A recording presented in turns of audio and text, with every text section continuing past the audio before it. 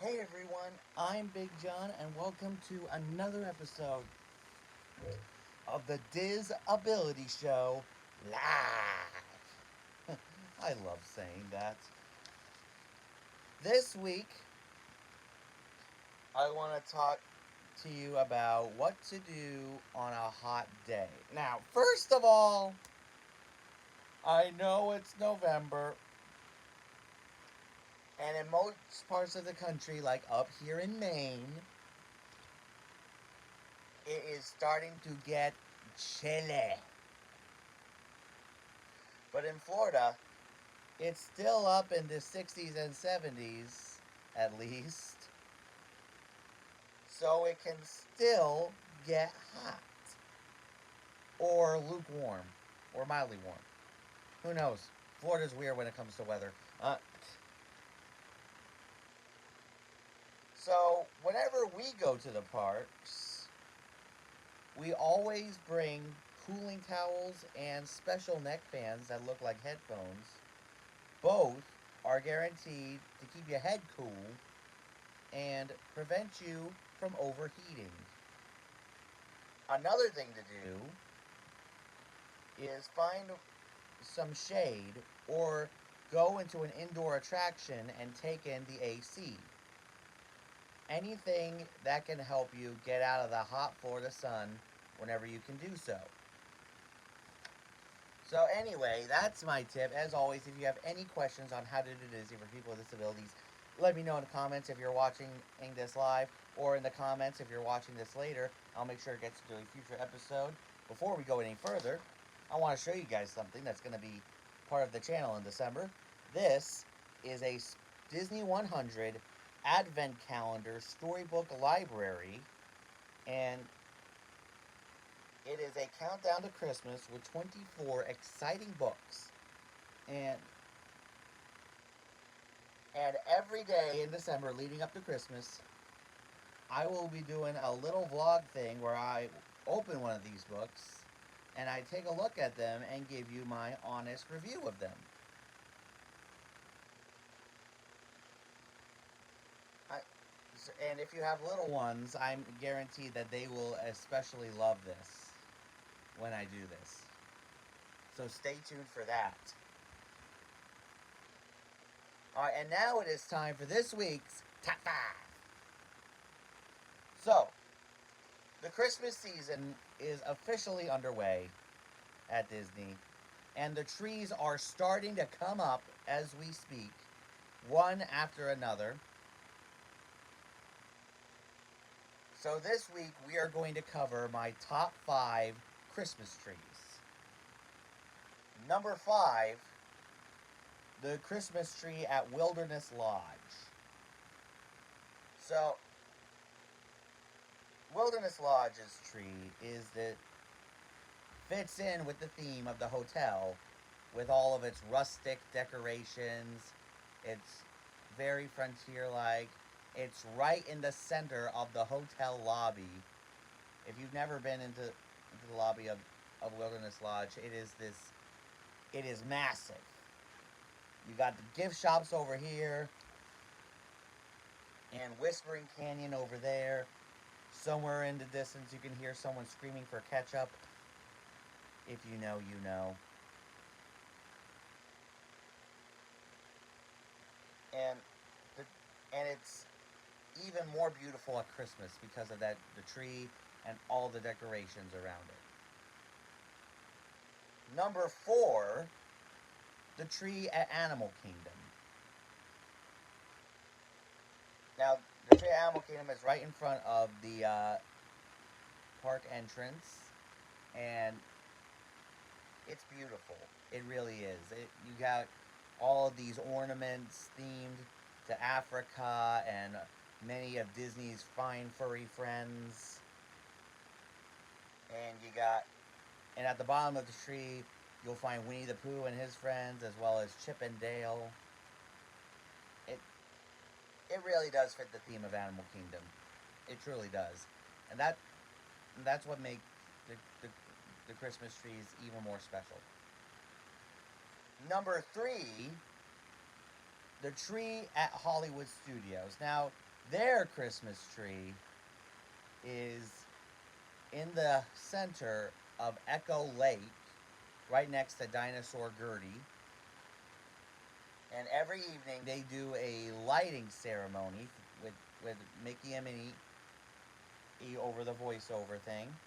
And they have everyone count to three, I think, and then it just lights up. And it really brings a whole lot of light to Hollywood Studios and the Echo Lake part especially, because that Echo Lake is where they have all those vintage Christmas decorations, which you would probably find in your grandmother's attic.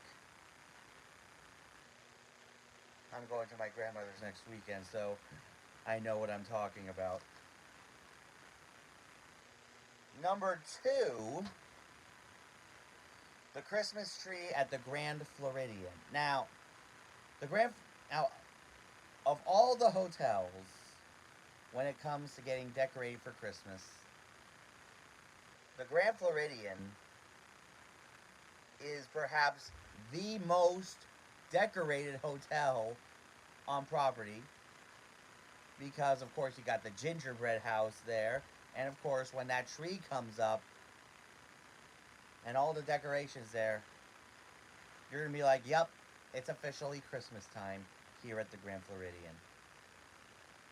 And my number one Christmas tree at Disney, the tree in the center of Town Square at the Magic Kingdom. Now, and when you see this tree pop up on either November 2nd or November 3rd, you say to yourself, it's official, Christmas has begun. Halloween's over, it's time for Christmas. That's how I feel. That's how Disney feels. And you got the toy soldiers surrounding the tree. I think of them as the Christmas tree security team. And some of the popcorn that's around the tree is a tribute to the original tree decorations from 1971, according to one of my favorite specials, Decorating Disney Holiday Magic. Watch it, it's on Disney Plus, despite Whoopi Goldberg hosting it. So anyway, let me know in the chat or in the comments what your favorite Christmas tree is at Disney. And now it is time for Diz or DAT. So, on each coast, you will find a wild roller coaster ride through a mountain that climaxes with an encounter with an abominable snowman. At Disneyland, it's Matterhorn bobsleds, which is actually Disneyland's first thrill ride, which opened back in 1959, 4 years after Disneyland first opened. And it has bank turns, and it's also the first roller coaster ever to use steel tubular tracking. At Animal Kingdom in Florida, their Yeti Mountain ride is, of course, Expedition Everest, where you ride this old tea train and go through Mount Everest, and then you come up to the broken tracks, or as I like to call it, the land of thrown away hair braids. Again, if you know, you know. And then it goes backwards in the dark. Then when you come to that Yeti, that silhouette of the Yeti, things are about to get crazy. So anyway, let me know in the chat or in the comments which Yeti mountain ride is your favorite. Diz, the Matterhorn, or DAT, Expedition Everest. Alright, it's the Saturday before Thanksgiving, and so if you've been with us for a while, you know what that means. It is time for this week's Christmas Special Roundup. Time to let you know what Christmas specials you guys can be on the lookout for this week. Now, first off, a disclaimer, these the specials I'm pointing out are just my recommendations. And another disclaimer, all the times for these specials are Standard Eastern Time. So if you're in another time zone, check your local listings. Yay, disclaimers! Alright, so today, November 18th, let's see. We got on TBS The Polar Express at 2:57 p.m. and again at 11 p.m. Then you got Dr. Seuss's How the Grinch Stole Christmas at 4:55 p.m. followed by The Year Without a Santa Claus. Now tomorrow, November 19th, let's see what we got. A whole bunch of Hallmark stuff. I'm skipping all that all the Hallmark stuff. Sorry, Mom. Let's see. On TBS, again, we got The Year Without a Santa Claus at noon. And Elf at 5 p.m. and again at 10 p.m. On TNT, The Polar Express at 4:27 p.m. The Year Without a Santa Claus at 6:27 p.m. and the original Dr. Seuss How the Grinch Stole Christmas at 7:30 p.m. and followed by National Lampoon's Christmas Vacation at 8. Now on Monday, November 20th, we got, let's see.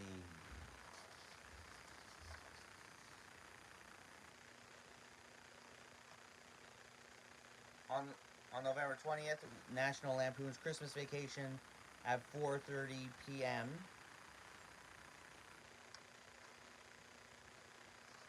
On Tuesday, November 21st, on Cartoon Network, the 1998 Jack Frost at 12:15 p.m. and the Polar Express at 2:30 p.m.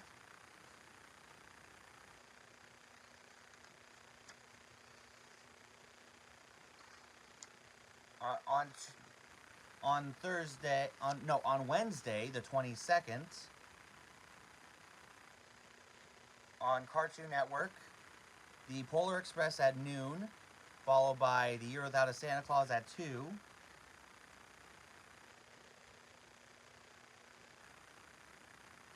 Let's see.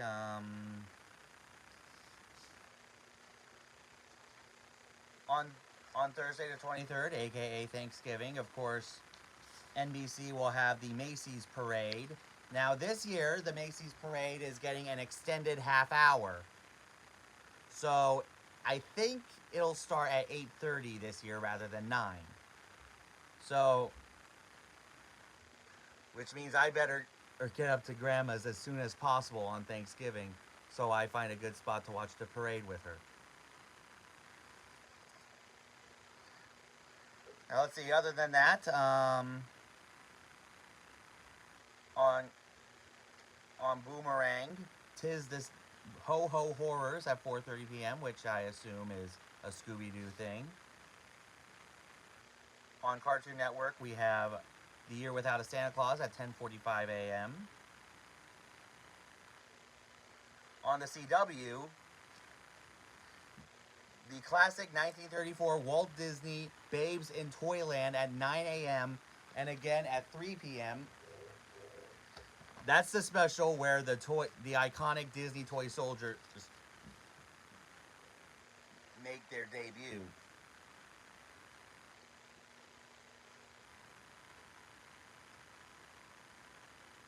Let's see, on Disney Channel, you have the Jessie episode, The Christmas Party, at 11:30 p.m. That's too late.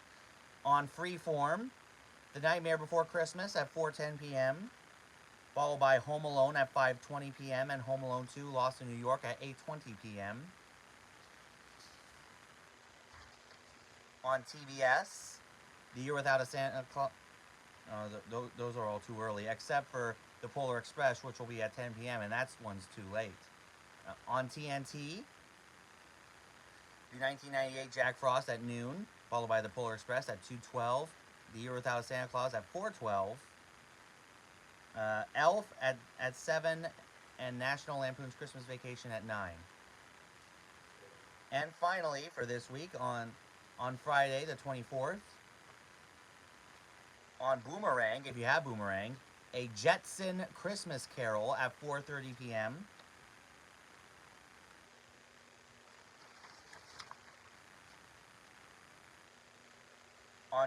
On CBS, Rudolph the Red-Nosed Reindeer will be at 9.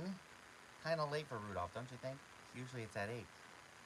But probably because of Let's Make a Deal prime time. Or Rate the Cage. Let's see, on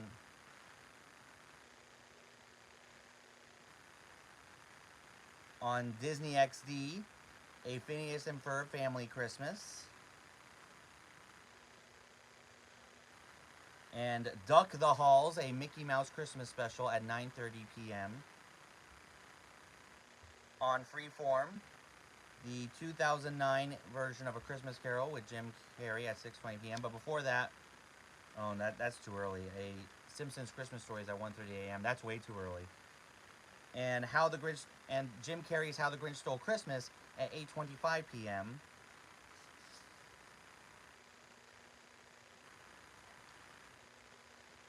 And let's see.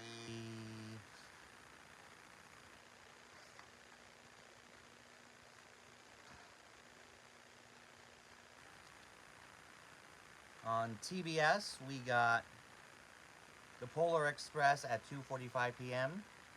National Lampoon's Christmas Vacation at 1:30 p.m. And no wait, Polar Express at 2:45 p.m. The Year Without Santa Claus at 4:45 p.m. And 24 Hours of Elf beginning at 6. Who would watch Elf for 24 hours? I know some people would. And on TNT, The Polar Express at 11:30, National Lampoon's Christmas Vacation at 1:30, and Elf at 3:30. And that is this week's Christmas special roundup. So let me know in the chat or the comments which special you're looking forward to the most this week. So anyway, that's our show. As I said, if you have any questions on how to do Disney for people with disabilities, let me know in the chat if you're watching this live, or in the comments if you're watching this later. I'll make sure it gets into a future episode for this week's shout-outs. Make sure you guys check out my buddy Mike at Mousespiration. He will soon be changing his name to Florida Project Mike. I helped him come up with that new name, but I'm sure it'll be the same old park stuff with Mike, so definitely check him out. My buddy, I look forward to what the future has in store. Also, make sure you guys check out Anthony the Molar Man. I'm sure soon he will start up another season of Disney Match Game. I can't wait for that. Also, make sure you guys check out Ron on the Go. He does amazing vlogs from the parks all the time. Definitely check him out. Also, make sure you guys check out Samantha Lowe. She has been doing live streams of the concerts at Epcot, as well as stuff from the Christmas party. So definitely check her out as well. For the latest Disney news and info, make sure you guys check out WDW Magazine. If you haven't subscribed here yet to the Big John Network, what in the Walt Disney World are you waiting for? And ding the bell for notifications so you never miss a second of the fun. And until next time, may the mouse be with you.